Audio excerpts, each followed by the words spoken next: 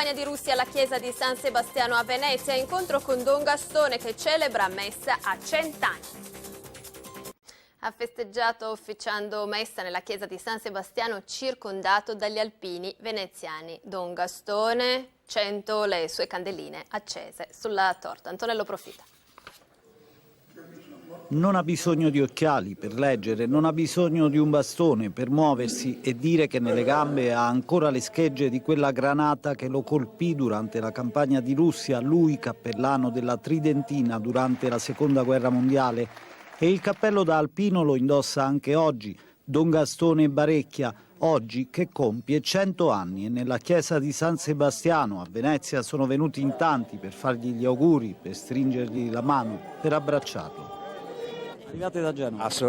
Appositamente per Don Gastone, certamente. Perché vi ha sposato?